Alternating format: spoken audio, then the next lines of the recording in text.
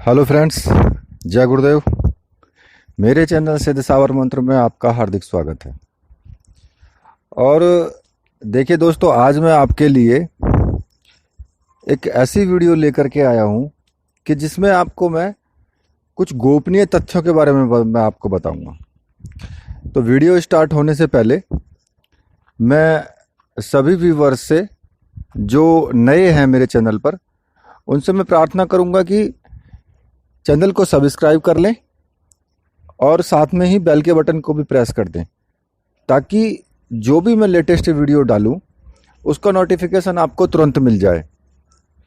और वीडियो अच्छी लगे तो उसको लाइक भी कर देना, एक लाइक तो बनता है।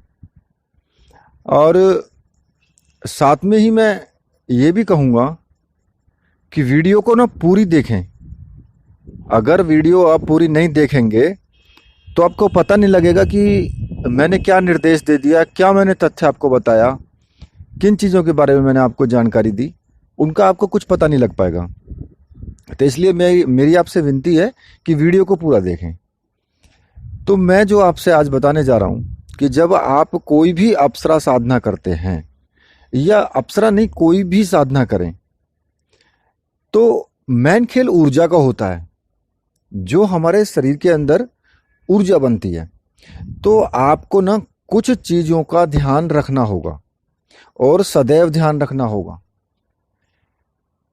आप ये मान के चलिए कि सबसे पहले आपको बोलते हैं कि कोई भी साधना आप करें, नाभि दर्शना अप्सरा साधना करें, या किसी और अप्सरा की साधना करें, यक्षिणी साधना करें, या फिर किसी भी देवी देवताओं की साधना करें, लेकिन सबसे पहले बोला जाता है कि आप ब्रह्मचर्य का पालन करोगे। क्यों? अब ये भी तो पता होना चाहिए कि क्यों करेंगे।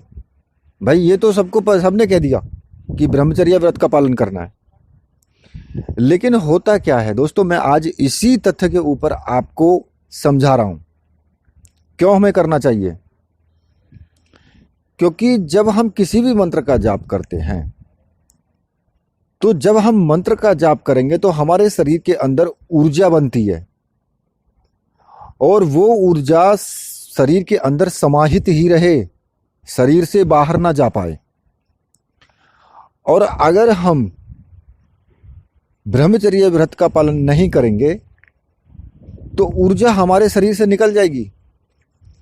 मेन चीज यही है, ऊर्जा का खेल ही यहीं से स्टार्ट होता है कि हम जब देखिए, सबसे नीचे मूलाधार चक्र होता है। मूलाधार चक्र से ही संतान उत्पत्ति का कारण बनता है। जब हमारी ऊर्जा नीचे की तरफ स्टार्ट होगी तब वो संतान उत्पत्ति का कारण होती है। जब ऊपर की तरफ ऊर्जा चलेगी तब वो कुंडली जागरण की क्रिया होती है। और हमेशा जब भी आप मंत्र जाप करोगे या कोई भी साधना करोगे, तो हमेशा कुंडलिनी में जो शक्ति चलेगी वो ऊपर की तरफ उठेगी, ना कि नीचे की तरफ। जब तुम्हारा ध्यान वासनाओं पे केंद्रित रहेगा तब तुम्हारी जो शक्ति है वो नीचे की तरफ चलेगी, जिससे कि जब हम वासनात्मक दृष्टि में आ जाते हैं, क्रिया में संभोग करते हैं, तब बच्चे पैदा होते हैं। तो वो एक तरीके से जो ऊर्जा नीचे की तरफ चलेगी उससे संतान उत्पत्ति होगी। लेकिन जब वही ऊर्जा ऊपर की तरफ चलेगी तो हमारी कुंडली जागरण होगी, और कुंडली जागरण में जब वो ऊर्जा ऊपर की तरफ उठते उठते उठते उठते सारे चक्रों को भेदते हुए आज्ञा चक्र और सहस्राचार चक्र को भेद देगी, तब उसके बाद हमारी संपूर्ण रूप से कुंडली जागृत हो जाती है। और उसमें ना हमें बहुत कुछ सिद्धियां तो स्वतः ही प्राप्त हो जाती हैं। लेकिन अब हम जब मंत्र जाप करते हैं तो मंत्र जाप में क्या होता है कि ऊर्जा ऊपर की तरफ उठती है, और जैसे जैसे धीरे धीरे हमारा मंत्र जाप बढ़ता चला जाएगा, ऊर्जा बढ़ती चली जाएगी, तो कुंडलिनी शक्ति ऊपर की तरफ उठती चली जाएगी, और वो चक्रों को भेद करके सारे चक्रों को एक्टिवेट करती चली जाएगी। और जब वो आज्ञा चक्र पे चली जाएगी तो हमें आज्ञा चक्र में बहुत कुछ दिखाई देता है। वही कुंडलिनी शक्ति है और सिद्धियां भी प्राप्त होती हैं उसके बाद। तो मेन चीज मेरा बताने का यही था कि ब्रह्मचर्य व्रत का पालन इसीलिए किया जाता है। और एक चीज और, पर स्त्री गमन को क्यों निषेध माना गया है ये भी मैं आपको बता देता हूं। क्योंकि जब हम किसी दूसरी स्त्री के साथ संभोग करेंगे तो हमारी जो ऊर्जा है, हमारे शरीर की जो ऊर्जा है, वो उसके अंदर समाहित हो जाएगी। इसलिए पर स्त्री गमन को भी निषेध माना गया है। आप यकीन मानिए कि अगर आप कोई साधना करते हैं, आपके अंदर साधनात्मक बल है, तो आपकी जो पत्नी होगी उसके अंदर कुछ परसेंट तो ऑटोमेटिकली आ जाता है। क्यों आ जाता है? वो इसी कारण आता है जो मैं अभी आपको बता रहा हूं। ऑटोमेटिक आ जाएगा, ये निश्चित है। भले ही आपको पता ना लगे, उनको पता ना लगे, लेकिन कुछ परसेंट ऑटोमेटिक वही जो ऊर्जा है वो आपके शरीर से उनके शरीर में प्रवाहित हो जाएगी। और गुरु जो शक्तिपात करते हैं वो आज्ञा चक्र से करते हैं, वो भी ऊर्जा ही छोड़ते हैं। तो मेरे कहने का मतलब ये है कि इसीलिए पर स्त्री गमन को निषेध बताया गया है और ब्रह्मचर्य व्रत का पालन करने के लिए बताया गया है। ये एक गूढ़ तथ्य है जो मैंने आपको बताया है। और हाँ, एक चीज और मैं आपको बता देता हूं, अगर साधनाओं में सफलता प्राप्त करनी है उसके लिए कि आप अपने पैर किसी को न छूने दें, ना ही पैरों को धोते समय। कई बार लोग क्या करते हैं कि चप्पल पहने हुए हैं और वो क्या करेंगे, नीचे टोटी के नीचे लगाएंगे और दोनों पैरों को रगड़ना स्टार्ट कर देते हैं एक दूसरे पैर से।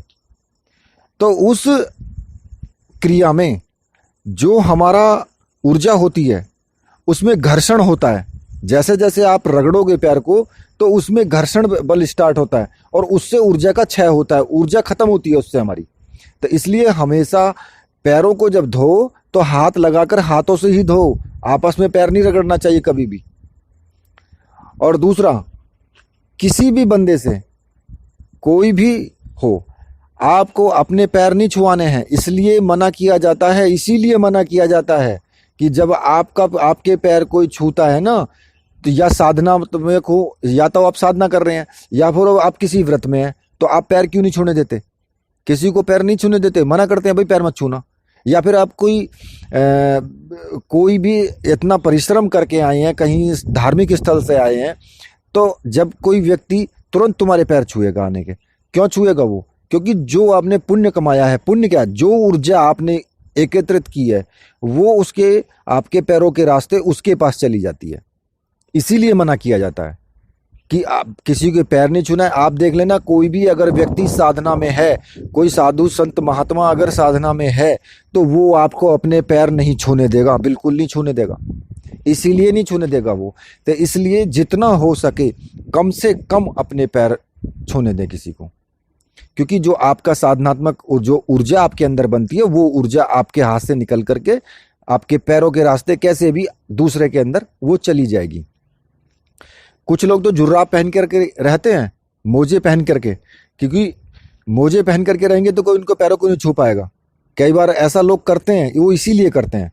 तो ये 2-3 कुछ तथ्य थे जिनके बारे में मैंने आपको ये विस्तार से समझाया है। और ये आप समझ लेना, ये अपनी एक तरीके से माइंड में आप गांठ बांध लेना कि अगर आपको साधना में सफलता प्राप्त करनी है, चाहे वो साधना अप्सरा की हो, चाहे वो यक्षिणी की हो, चाहे किन्नरी की हो, चाहे फिर किसी भी देवी देवता की हो, 10 महाविद्या की हो, कोई भी हो, उसमें आपको सफलता नहीं मिलेगी। वरना अगर आप इन नियमों का पालन नहीं करोगे तो ये नियम बहुत जरूरी हैं। इसलिए मेरा काम था समझाना, बताना, आगे मानना ना मानना आपका काम है। तो इसलिए जो भी चीज़ मैंने आपको बता दी है उस पे अमल करना है और पूर्ण रूप से उसका पालन करना है। अगर आपको मेरी वीडियो पसंद आई है, मेरी बातें अच्छी लगी हैं, तो वीडियो को लाइक ज़रूर करना और चैनल को सब्सक्राइब कर देना। जरूर जरूर जरूर। तो अगर आपको अच्छा लगा है तब, ऐसे नहीं, ठीक है। और इसी के साथ मैं आपसे विदा लेता हूं। तो बोलिए मेरे साथ, जय हो वीर बजरंगबली महाराज की जय। जय हो मेरे परमहंस गुरुदेव।